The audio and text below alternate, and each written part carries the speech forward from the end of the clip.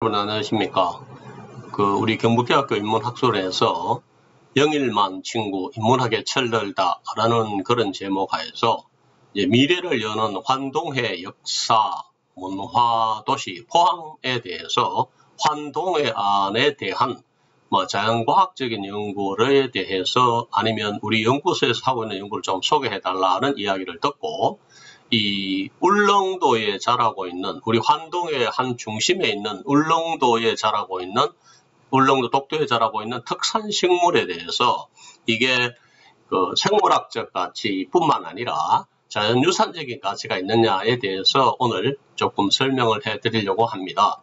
이와 같은 훌륭한 우리들의 연구를 포항에 계시는 여러분들에게 소개할 기회를 부여해 주신 경북대학교 인문학술원, 그 다음에 포항시 포항문화재단 관계자 여러분들에게 정말로 감사의 뜻을 전합니다. 고맙습니다. 오늘 제가 말씀드리고자 하는 것은 울릉도의 육상식물이 어떤 특성을 갖고 있느냐라는 것을 말씀드리려고 합니다. 그래서 이제 울릉도에 자라는 육상식물은 여기에 있는 사진을 보면 섬현호색이라는 식물이 되겠습니다. 갑자기 이 화면이 넘어가 붙네요. 죄송합니다. 그래서 이제 이 섬현호색이라는 식물을 우리가 갖고 왔을 때 이제 전 세계적으로 울릉도에만 자생하고 있는 한국 특산 식물이고, 특히 이제 이게 초봄에 4월 초쯤 되면 성인봉이나 나리분자 올라가는 길거리에 자라고 있는 섬현호색이라는 식물인데 개체수가 엄청 감소가 되어 있습니다. 왜 그러냐니까 남획도 있을 수 있고, 또 하나는 뭐냐 하면 매개곤충, 그러니까 화분을 운반해주는 매개곤충이 아직 활발하게 운동할 수 있는 때가 아니기 때문에 종자 결실률이 매우 낮아서 사실은 멸종 위기의 위험에 처해져 있습니다. 그래서 이제 울릉도에 과연 특산식물, 울릉도에만 자라고 있는 특산식물은 몇 종이 있으며 그게 어떤 가치가 있는지에 대해서 여러분들한테 설명을 한번 해봤으면 하고 있습니다. 그래서 오늘 말씀드리고자 하는 것은 세계유산은 무엇인가, 그 다음 울릉도에 자연유산적 가치가 있는가, 그 다음에 울릉도에 서식하고 있는 자생식물에 어떤 연구가 진행되고 있는가, 그 다음에 울릉도의 생물자원, 울릉도에 자라고 있는 특산식물이 그러니까 어떤 위치를 점하고 있고 생물주권적인 가치가 있는가, 그 다음 이것을 어떻게 보존할 것인가, 앞으로 우리가 어떤 향후 과제를 진행할 수 있는가에 대해서 여러분들한테 소개를 해드리려고 합니다. 잘 아시고 계시지만 한 가지 여쭤보겠습니다. 우리나라에 그러니까 세계유산이 있는 몇 개쯤 있는지 혹시 아십니까? 그래서 얼핏 이야기 생각할 수 있는 것은 세계유산이라면 우리가 흔히 잘 알고 있는 석굴암도 아마 세계문화유산이 될 것이다. 그 다음에 해인사에 있는 팔만대장경도 아마 세계문화유산이 될 것이다. 되었을 거다. 라는 이런 것들을 우리가 알고 있습니다. 그래서 조금 살펴보면 여기에 있듯이 유산은 우리가 물려받아 그 속에 살고 있으며 앞으로 우리 자손들에게 물려주어야 될 자산이라는 것이 되어 있습니다. 그래서 세계유산은 특정 소재지와 관계없이 그러니까 모든 인류에게 속하는 보편적 가치를 지녀야 한다. 그래서 유엔 산하에 있는 유네스코는 인류 보편적 가치를 지니는 세계유산을 발굴 및 보호, 보존하고자 1972년에 세계문화유산 및 자연유산보호협약, 약칭 세계유산협약을 채택했습니다. 그래서 우리나라는 1988년에, 북한은 1998년에 가입되어 있습니다. 그래서 세계유산의 종류에는 여기에 있듯이 문화유산이 있을 수 있고요. 그 다음에 또 하나는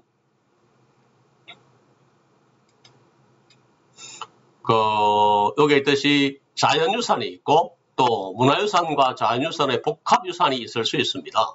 그래서 이제 문화유산이라는 것은 기념물, 건조물군, 유적지로 분류할 수 있고, 자연유산은 여기 보시면 무기적 또는 생물학적 생성물들로부터 이룩된 자연의 기념물로서 보기 좋게 관상상 또는 과학상 탁월한 보편적 가치가 있는 것을 이야기합니다. 이거는 outstanding universal OUV라고 이야기를 하는데요. 있는 것을 이야기합니다. 그 다음에 또 하나는 지질학적 및 지문학적 생성물과 이와 함께 위험에 처해 있는 동물 및 생물의 종의 생식지 및 자생지로부터 특히 일정 구역에서 과학상, 보존상, 미관상, 탁월한 가치, 보편적 가치가 되겠습니다. 그래서 과학, 보존, 자연미의 시각에서 볼 때 탁월한 보편적 가치를 주는 정확히 드러난 자연지역이나 자연유적지를 이야기할 수 있습니다. 그 다음에 이야기하는 복합유산은 문화유산과 자연유산의 특징을 동시에 충족하는 유산이 되겠습니다. 그래서 세계유산은 전 세계 167개국에 약 한 1092점이 알려져 있습니다. 여러분 물론 1918년 8월 기준으로 되어 있습니다. 그런데 우리나라의 한국의 세계유산은 총 13점이 있습니다. 그 중에서 문화유산은 12점입니다.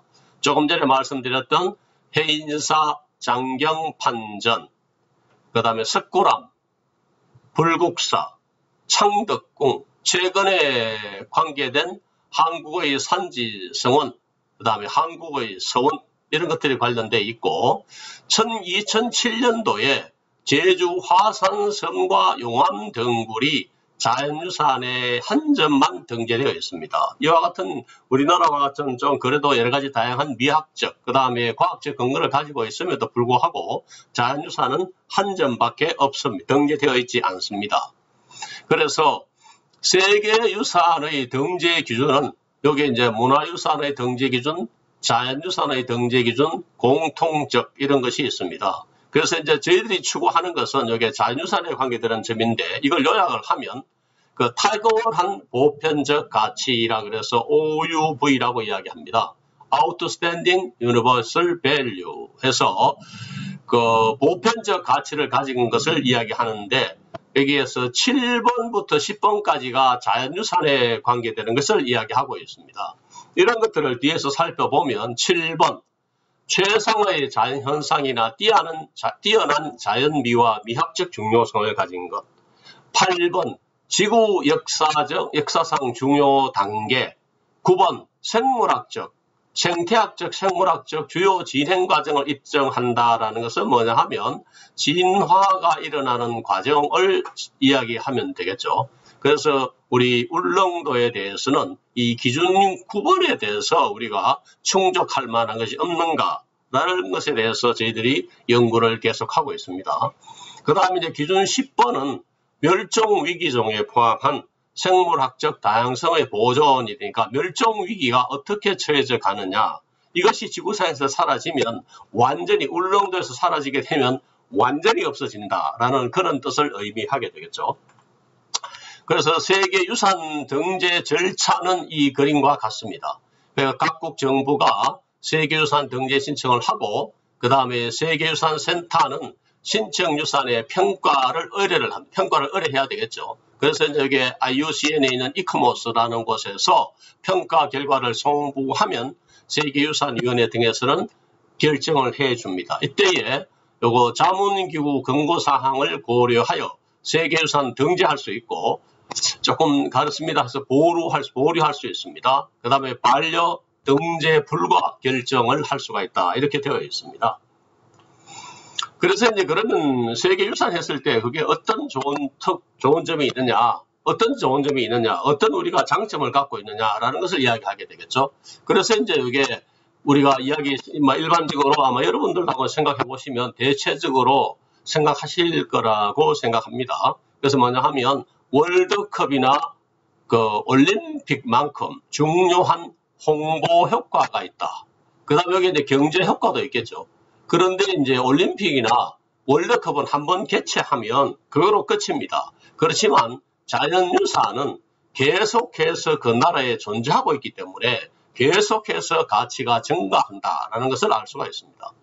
그 다음에 이제 그에 따라서 외국 관광객을 유치할 수 있고, 그러면 우리가 여러 가지 알 수 있는 것 중에서 울릉도에 계시는 분들에 대해서 고용 기회를 창출할 수 있고, 그 다음에 중업 주민들의 생업은 유지되어 있다 하는 이 말은 뭐냐 하면, 과거에는 이게 세계 자연유산이 등재되면 전부 다 뭐 철거를 하고 기존에 있던 건물도 내보내고 이렇게 했습니다. 자연을 그대로 보존하기 위해서. 그러나 지금 현재의 세계유산위원회에서는 뭐라고 이야기하느냐 하면 주민들과 함께하는 자연유산이 되어야 한다. 그러니까 주민이 옆에 있지 않고서는 이 자연유산을 보존할 수 없다 하는 이런 이야기를 강조를 하고 있습니다.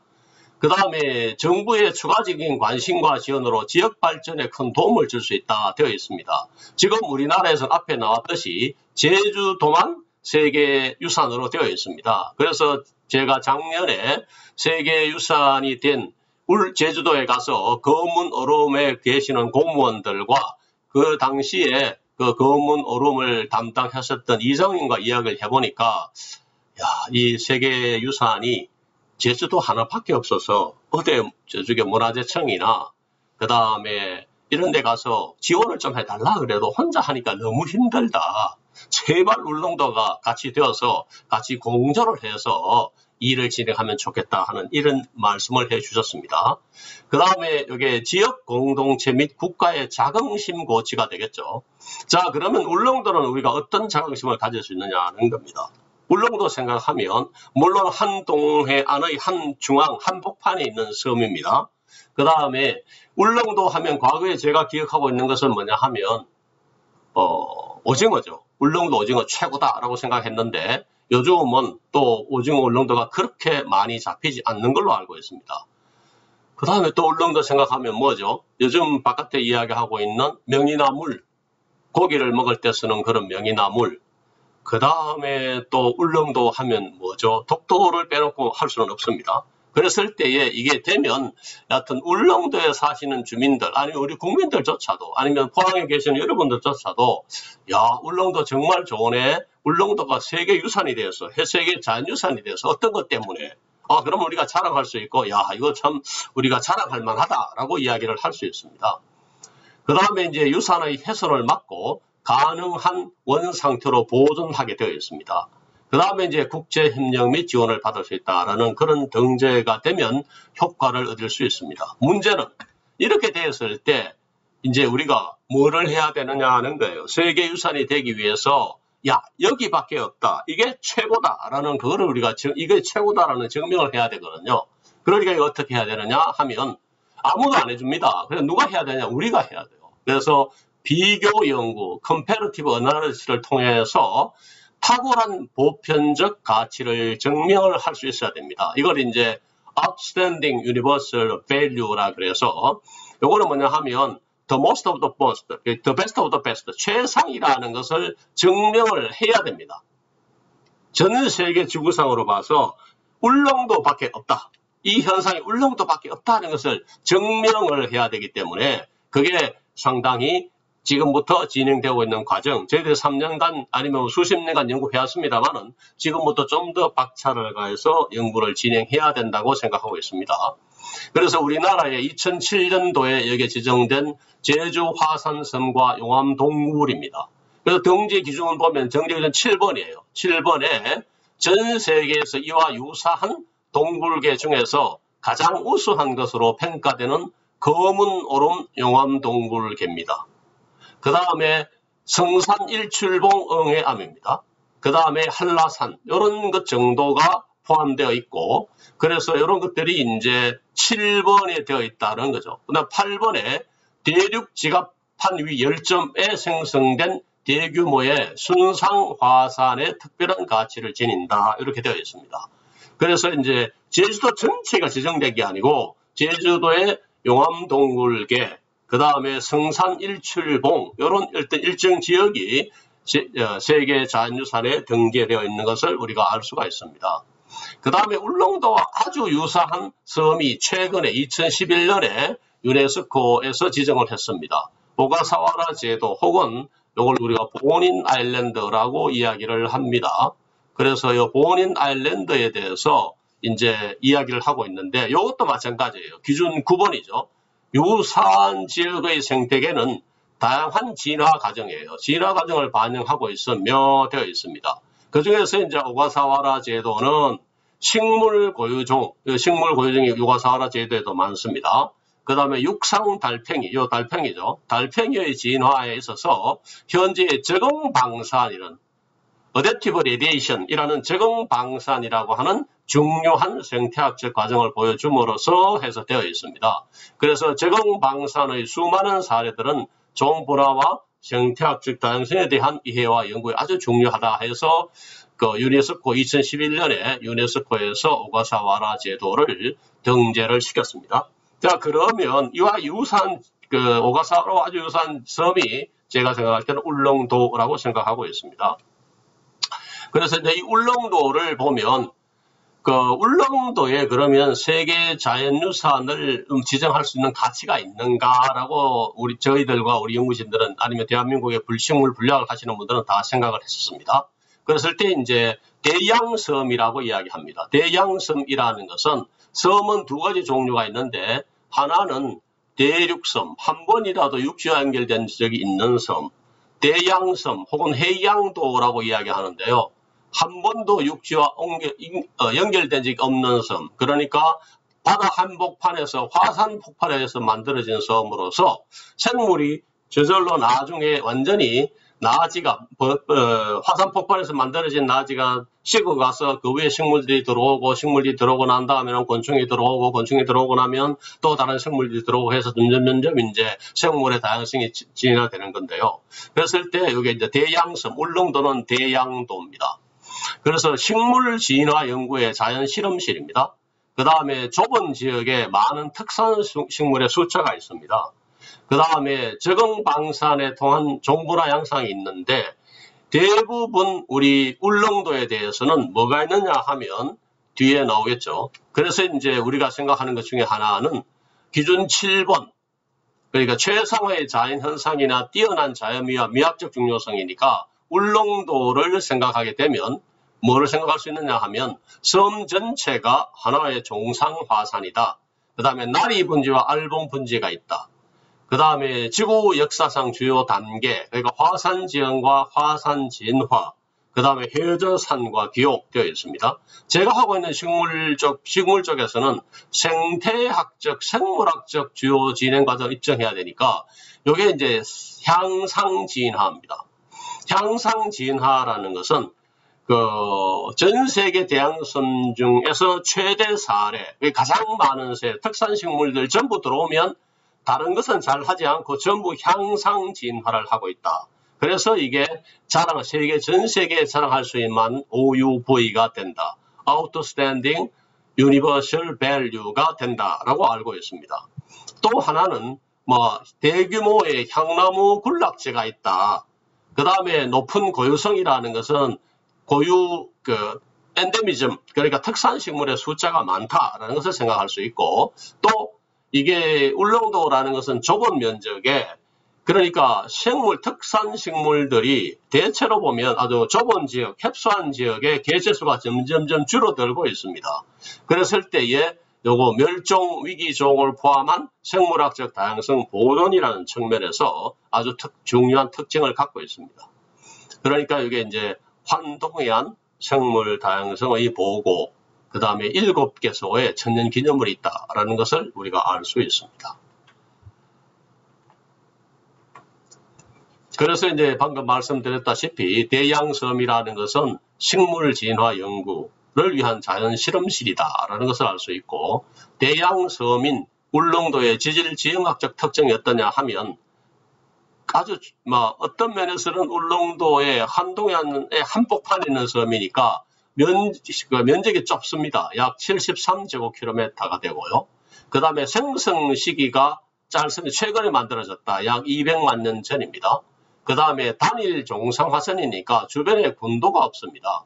앞에서 말씀드렸던 아주 유명한 생물학적으로 나오는 갈라파고스 섬이나 하와이 군도나 오가사와라는 전부 군도입니다. 군도. 한 개의 섬이 아니고 여러 개의 섬이 모여서 된 거다라는 걸 알 수 있지만 울릉도는 단일 종산 화산입니다. 이게 뭐 어떤 면은 한국에서 좀 외롭고 쓸쓸하지만 그래서 이게 아주 중요한 특징이 될 수 있다.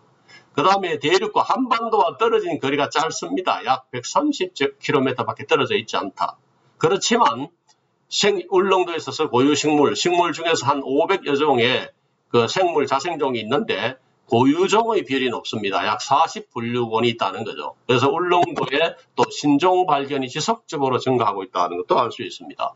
그래서 저희들이 이야기하고 싶은 것은 뭐냐 하면 울릉도는 그러니까 상향진화, 아나제네시스라고 이야기하는데 뒤에 설명이 나오겠습니다. 세계 최다의 비중을 차지하고 있다라고 되어 있는데 어떤 학자들이 정리한 것을 보면 88%로 되어 있습니다. 그래서 여기에 상향진화가 뭐냐 하면 지리적, 유전적 분해화 현상이 없는 전형적인 상향진화 양상입니다. 그 다음에 높은 유전적 변화의 다양성 혹은 다양한 기원의 특산 식물의 오리진을 확인할 수 있다. 그 다음에 고유종의 비율이 계속 증가하고 있습니다. 왜 그러냐니까 울릉도에서는 이게 신종 및 미기록종의 지속적인 발견이 이루어지고 있다는 겁니다. 그 중에서 이제 우리가 생각할 수 있는 것은 잡종이 많이 일어난다는 겁니다. 그 다음에 새롭게 신종이 울릉제비꽃, 우산마가목, 추산숙부쟁이, 울릉솔성나무, 울릉바늘꽃, 울릉산마늘 이런 것들이 계속해서 신종이 발견되어지고 있다는 것이 되겠죠.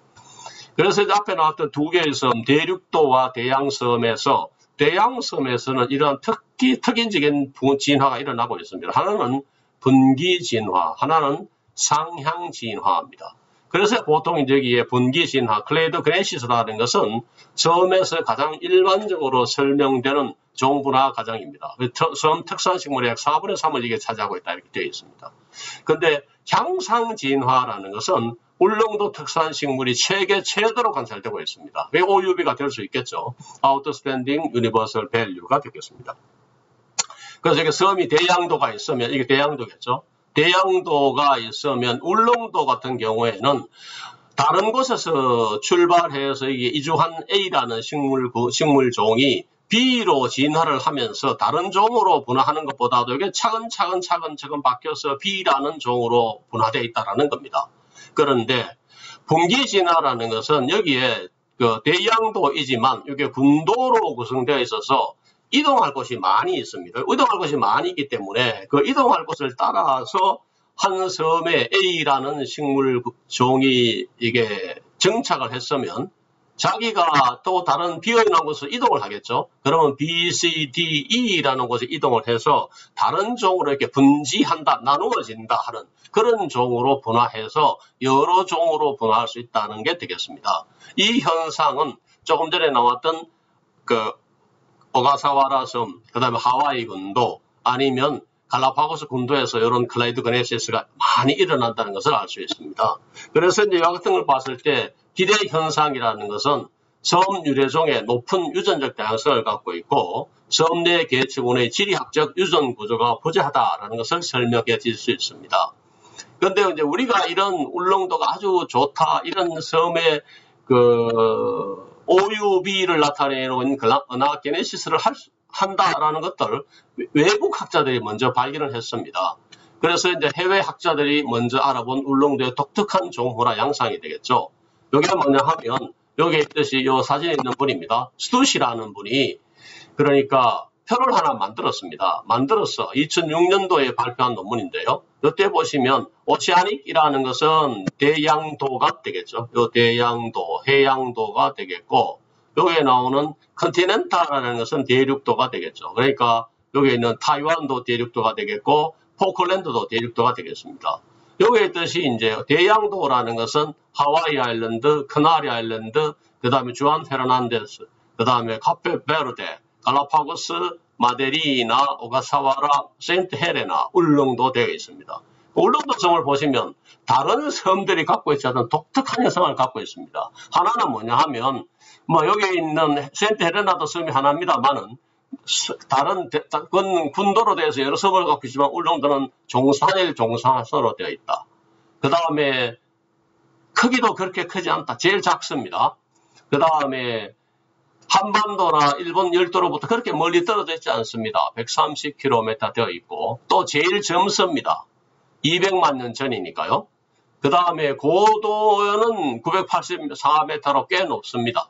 그런데 여기에 이제 분포한 것이 여기에 고유 종의 수가 33종으로 되어 있습니다만은 지금 점점점 학자들이 발표를 해가지고 약 40종으로 증가하고 있는 추세고요. 그랬을 때 여기 보면 아나게네식 스페시에이션, 아까 제가 상향 진화죠. 요걸 88%로 기재를 하고 있습니다. 다른 데에서 보면 이렇게 높은 숫자가 없다는 거예요. 근데 지금 보면 이 88%가 거의 제의 생각으로는 뭐 100%로 될 거다라고 생각을 하고 있습니다.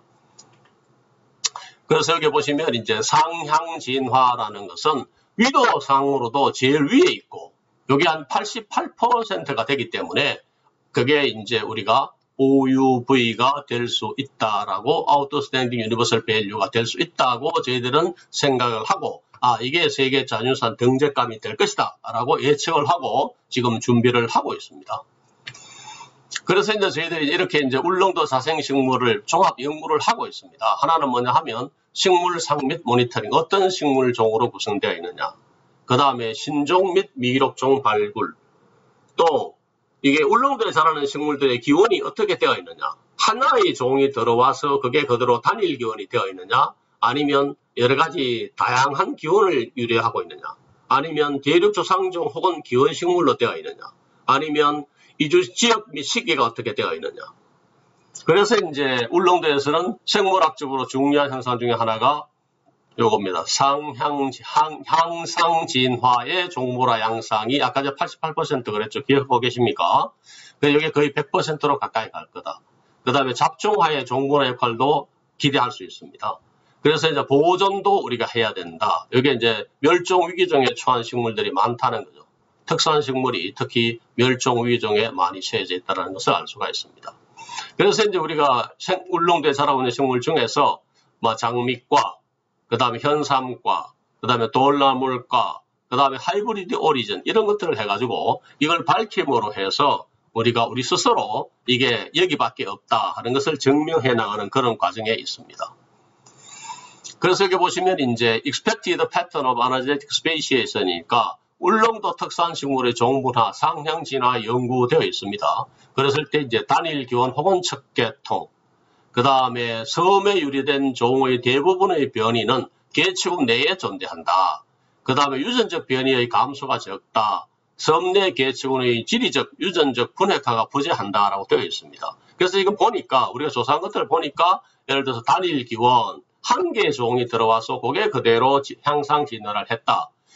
우리가 한반도에 있는 마가목이 변화해서 울우산 마가목으로 바뀌었고 기린초가 바뀌어서 섬기린초로 되었고 당단풍나무가 섬단풍나무로 되었고 고로쇠가 우산 고로쇠가 되었고 일본에 있는 다이스테니아 이부키아네라는 것이 들어와서 섬바디로 되었고 그 다음에 너도 밤나무가 밤나무에서 기원해서 그러니까 우리가 너도 밤나무가 그 한반도에서나 아니면 중국 대륙에서 건너온 녀석이 울릉도에 들어와서 너도 밤나무로 단일종이 되었다라는 것을 알 수가 있습니다. 그 다음에 다기원이라는 것은 한 개의 종이 들어와서 한 종이 분화한 것이 아니고 여러 개의 멀티플 오리진, 유전적 구조를 봤을 때 멀티플 오리진이 들어와서 섬번나무, 섬나무 딸기, 섬현삼 이런 것들이 들어와 가지고 전혀 다른 패턴으로 다기원으로 들어와 있다라는 것을 알 수가 있습니다.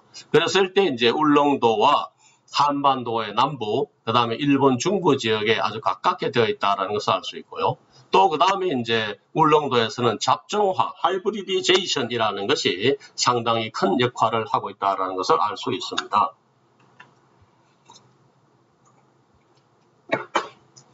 그래서 이제 울릉도에서 여기 보시면 대양섬에서의 잡종화 역할이니까 그 매우 젊은 대양섬에서 다양한 생태학적 서식지, 섬들이 부족하면, 서식지가 부족하면 상향진화를 한다라는 것을 알 수 있습니다. 그런데 Natural and Anthropogenic Disturbance니까 자연 발생적 또는 인為발생적 격리가 생기면 reticulation, 망상 진화가 일어날 수 있다는 것을 알습니다. 여기 이제 향상 진화라는 것을 우리는 주장하고 있다는 것을 말씀을 드립니다.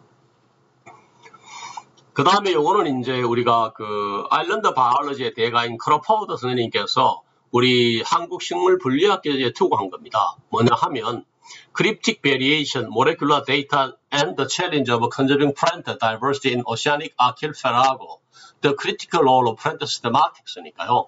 그래서 분리학적 연구는 생물 다양성을 확인하고 보존하는 데 중요하다. 그 다음에 현장 연구에서 관찰 및 채집이 중요하다. 그 다음에 분자 생물학, 모레큘러 마커를 찾아야 된다. 그 다음에 하이브리디제이션을 우리가 알아야 된다. 그런 내용으로 논문을 투고해 주셨습니다.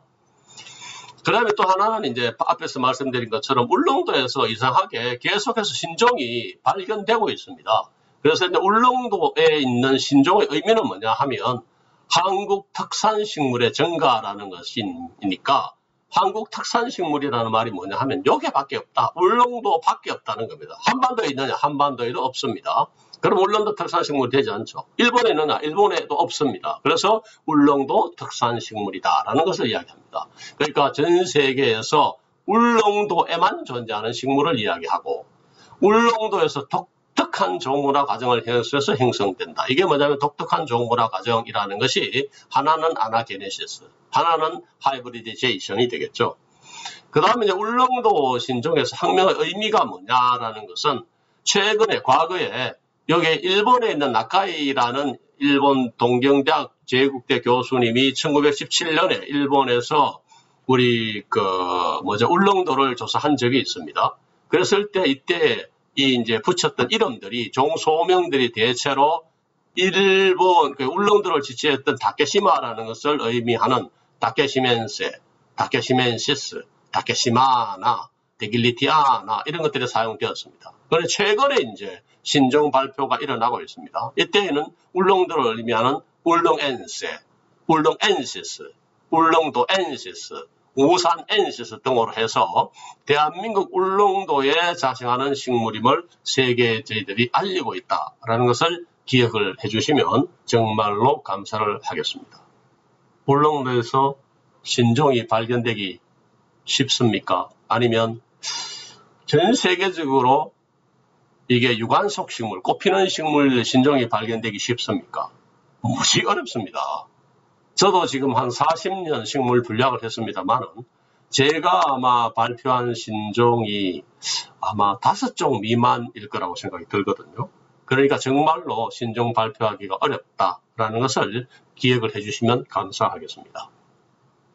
그래서 이제 해외 학자들이 이게 우리만 하는 게 아니에요. 어떠냐 하면 해외 학자들이 울릉도 식물에 대해서 관심과 연구를 갖고 지속적으로 수행하고 있습니다.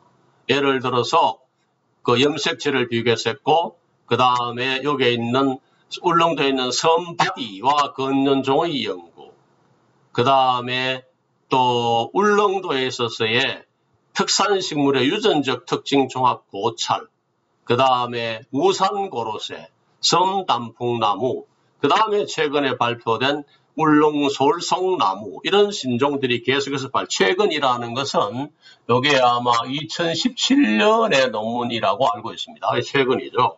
이런 솔송나무라는 것은 뭐냐 하면 일본에 솔송나무가 있습니다. 근데 이제 울릉도에 있는 솔송나무를 일본과 같다고 생각했는데 한 약 10년 정도의 추적 조사를 해서 이거는 울릉도에 있는 솔송나무와는 다르다라는 그런 이야기를 한 게 되겠습니다. 그 다음에 이제 염색체 비교 연구가 있습니다. 이 내용은 뭐 구체적으로 여러분한테 설명을 해드려도 이런 염색체를 보고 이 염색체가 조금 다르다라는 것을 설명하는 거거든요. 방금 말씀드렸던 섬바디입니다. 섬바디 식물인데 그러니까 이런 것들이 어디에 발표되느냐 하면 꽤 유명한 잡지입니다. Plant Systematic Evolution이라는 잡지 속에 이와 같은 섬바디가 일본에 있는 여기에 있는 다이스테니아 이부키아나라는 종에서 울릉도로 건너와서 울릉도의 섬바디로 진화했다라는 그런 이야기를 하고 있는 거죠. 그래서 이제 여기 섬바디에만 확인된 딜리션이 있으니까 이걸 가지고 우리가 섬바디와 일본을 갖고 있는 이부키아나는 완전히 다른 거다라고 이야기를 하고 있습니다. 그 다음에 우산고로쇠죠. 우산고로쇠도 마찬가지로 뭐 허락에 있는 아마 울릉도의 대부분의 숲을 이루는 큰 나무들은 대체로 우산고로쇠가 되어 있을 건데 이 우산고로쇠를 보시면 결국은 우산고로쇠도 고로쇠 나무와 아주 밀접한 관계가 있다는 것을 알 수가 있습니다. 그 다음에 섬단풍나무입니다. 섬단풍나무도 여기 보시면 섬단풍나무는 여기 있는 섬단풍나무 울릉도에 자라는 것하고 그 다음에 한반도에 자라는 당단풍하고는 완전히 상향시나 당단풍나무가 울릉도에 기존에서 들어와서 이제 오랜 세월이 흐르는 사이에 섬단풍나무라는 형태적으로 다른 그러니까 그 아주 다른 나무가 되었다라는 그런 연구가 되리라 생각합니다. 그 다음에 이제 섬나무 딸기는 뭐 우리 연구소의 그 스님들하고 박사님들하고 제가 연구한 내용이 되겠는데요. 여기에 있듯이 그 섬나무 딸기는 울릉도에 자라고 있는 섬나무 딸기는 어디서 왔느냐? 한반도에 자라고 있는 일본에 자라고 있는 산딸기가 넘어와서 된 거다. 그래서 이제 대부분 산딸기는 뭘 갖고 있느냐? 가시를 갖고 있습니다. 그런데 울릉도에 들어오면 가시가 없어집니다. 왜? 이 섬나무 딸기를 이래 먹을 그 초식 동물이 없는 거예요. 그러니까 이제 섬나무 딸기는 가시가 없어졌습니다. 가시가 없어지는 대신에 이 에너지를 광합성에서 만든 에너지를 어디로 보내느냐 하면 식물체하고 꽃, 열매 등에 투자를 하는 거죠. 투자할 수 있으니까 훨씬 커진다는 겁니다. 그런 특징을 갖고 있는 섬나무 딸기가 외국에 있는 일본에 있는 처음에 이걸 기재한 그 나카이라는 박사가 와서 보니까 이거는 산딸기와 달라. 그래서 신종으로 발표를 한 거죠. 신종으로 발표해서 이와 같은 신종이 되어가지고 이 신종 그러니까 1917년 5월 31일 날 왔습니다. 아마 제가 제일 처음 갔으면 발표했을 수도 있습니다. 그런데 이제 지금은 그때 제가 없었기 때문에 그 당시 연구하는 학자들이 우리나라에는 아마 이런 유관속 식물을 연구하는 분들이 잘 안 계셨을 겁니다. 그래서 이제 이와 같은 것이 있었고 그 뒤에 이제 우리 연구진들이 조사를 해보니까 이와 같은 다양한 근원에서 복합적 기원했다는 것을 알 수 있습니다. 그래서 여기 이제 식물이 발표가 됐거든요.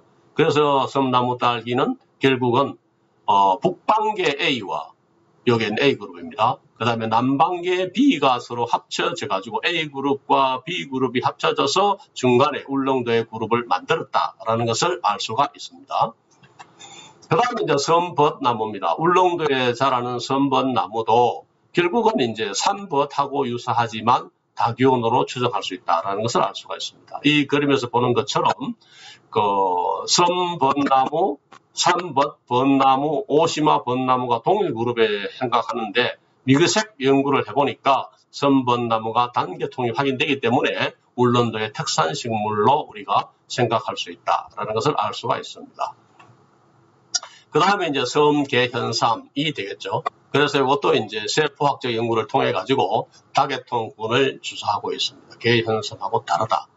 그래서 이와 같은 이제 연구를 통해서 이게 분류학적으로 다르다라는 것을 이야기를 하고 있는 겁니다. 그 다음에 이제 이게 그 앞에 나오는 이 일과 같은데요. 결국은 이제 섬현삼도 결국은 두 번의 이주 및 군체 형성 과정으로 추정될 수 있고 다계통 기원이다 해서 울릉도의 지리적 유전적 구조가 존재한다라는 것을 이야기한 내용이 되겠습니다.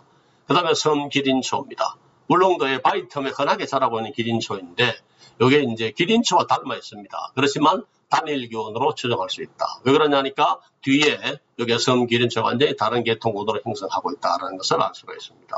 그에 따라서 좀 더 우리가 조사를 해보면 결국은 이제 섬기린초하고 울기린초 사이에는 단일 기원이고 울릉도 내에 지리학적 유전 구조가 존재한다. 이런 것들 이제 저희들이 계속 연구를 해서 데이터를 축적하고 있는 내용이 되겠습니다. 너도 밤나무는 우리 연구진이 아니고 대전대학교에 계신 오상훈 교수님께서 발표를 하신 내용입니다. 그래서 이제 일본산, 중국산 너도 밤나무와 자매 관계다. 그러니까 이제 일본에 있는 너도 밤나무, 중국에 있는 너도 밤나무와 울릉도에 있는 것이 완전히 다르다라는 것을 이야기해 주시는 게 되겠죠. 그래서 이제 핵 유전자의 다양성은 높으나 엽록체 유전자의 다양성은 낮다 하는 이런 것들을 이야기를 하고 계세요. 그럼 울릉 산마늘은 창원대학교에 계시는 최혁재 교수님께서 최근에 명이죠. 명입니다. 울릉 산마늘 명입니다. 이 명의에 대해서 제대로 조사해 봤더니 뭐 울릉도에 있는 우리가 보통 산마늘이라고 이야기를 했어요. 산마늘이니까 옥토키넨시스라고 되어 있지 싶은데 이것이 좀 다르다라고 생각하신 거예요. 그래서 이거를 이제 조사를 해보니까 결국 뭐냐 하면 산마늘하고 뒤에 아마 나오지 싶은데요. 이와 같이 알리움 옥토텐세와 인식했습니다. 그런데 점점 보니까 꽃잎이 흰색이고 타원형으로 훨씬 크다 이렇게 되어 있습니다. 그 다음에 염색체가 2배체입니다. 나머지 거는 4배체예요. 4배체니까 이건 완전히 다르죠. 계통이요. 계통이 다른데 제가 지난번에 한번 물었습니다. 최혁재 교수님한테.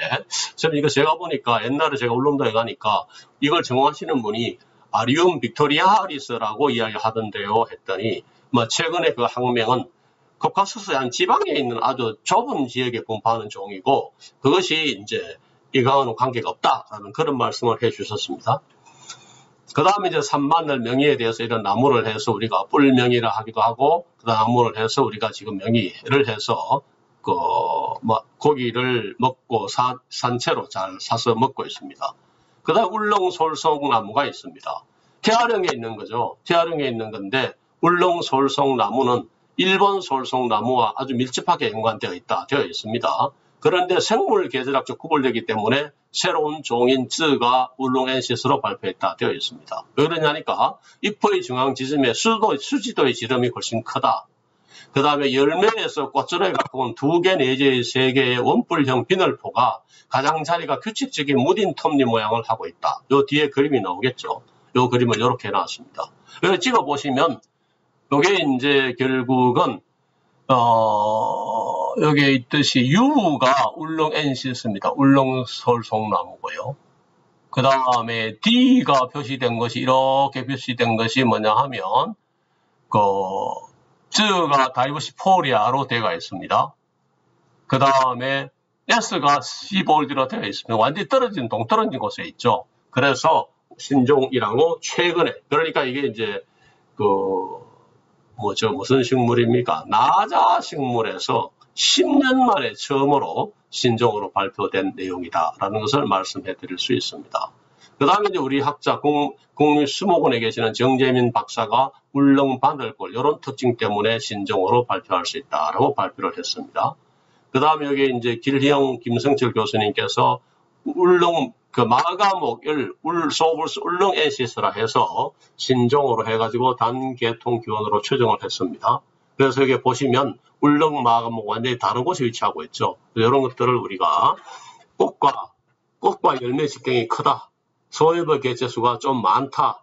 그 다음 수피가 짙은 갈색이다. 이런 특징 등으로 해서 울릉도에 있는 마가목을 울릉 마가목으로 신종을 발표하게 됩니다. 그 다음 여기 이제 우산 마가목이라 해놨는데 이게 조금 다르죠. 유전적인 측면에서 증명이 되고 있다라는 이야기를 하고 있습니다. 그래서 여기 보면 우산 마가 신종의 개수점 발견 이런 개체가 있고 개체군을 갖고 있고 그 다음에 서로 우산 마가목과 마가목은 서로 다른 그룹을 형성하고 있다라는 거고요.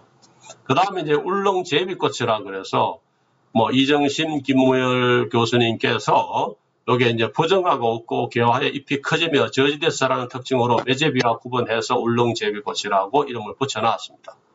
그 다음에 수산숙부쟁이라 그래서 해국과 요사하나 꽃이 작다.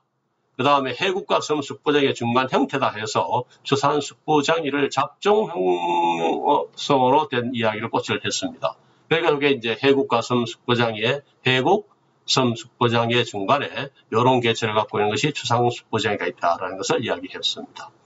또 섬숙부쟁이는 과거에는 이걸 그냥 아스타 그리니라는 이름을 했지만 최근에 조사를 해보니까 이게 일본에 자라는 아스타 그리니와는 완전히 다르다 해서 아스타 수도 그리니라는 신종으로 발표하게 됩니다.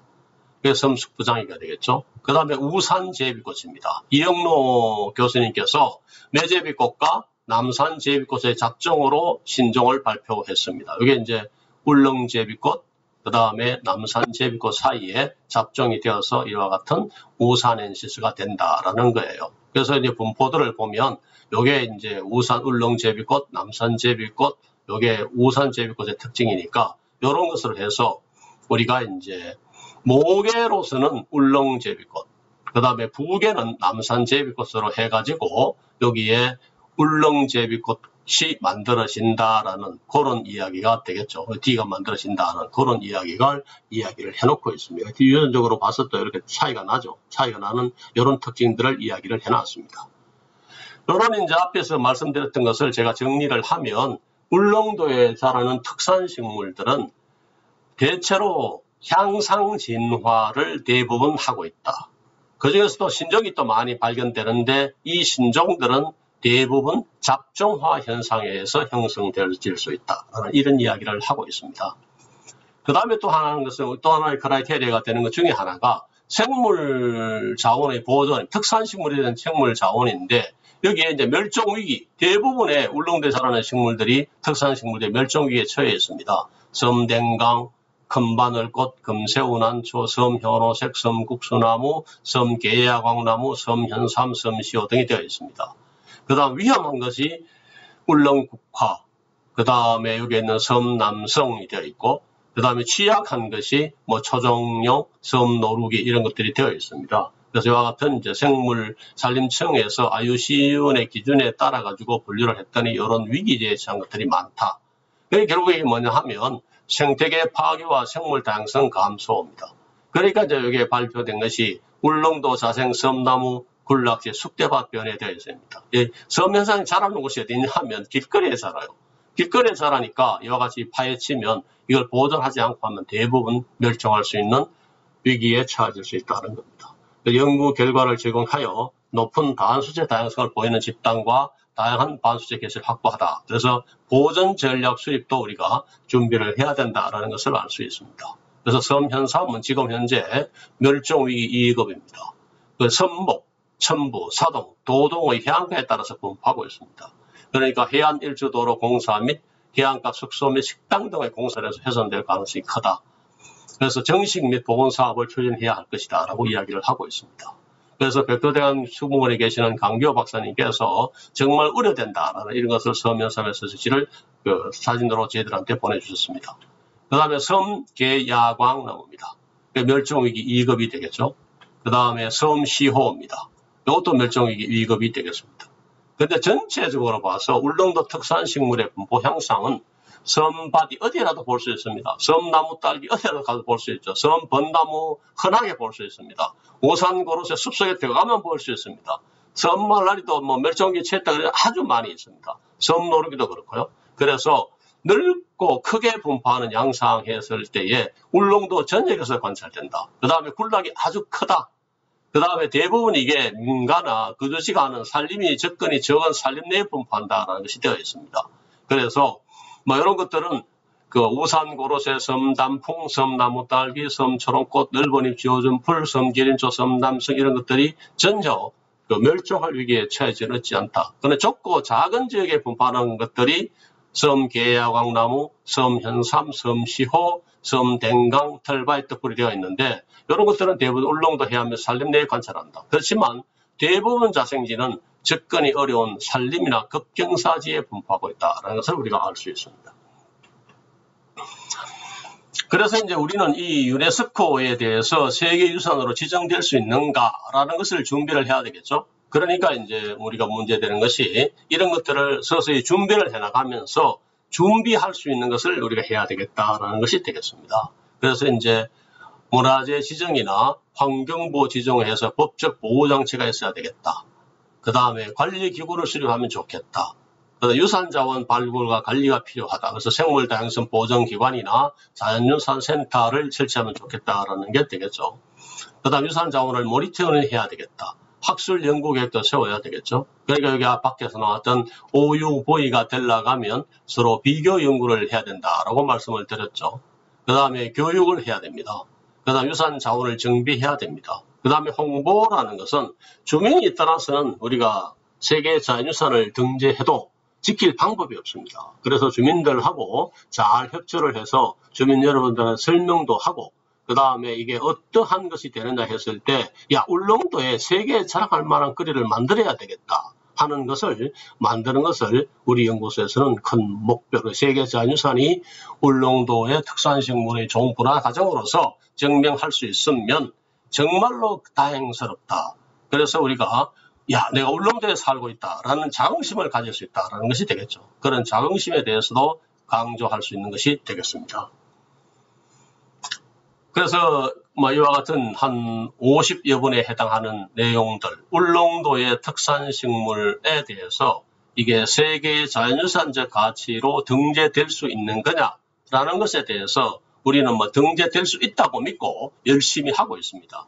그러니까 울릉도의 특산식물이 가지는 종분화 현상, 진화죠. 생물의 진화 과정, 다른 어디에서 볼 수 없는 아나제네시스라는 약 거의 100%에 가까운 아나제네시스가 특산식물에서 일어났다.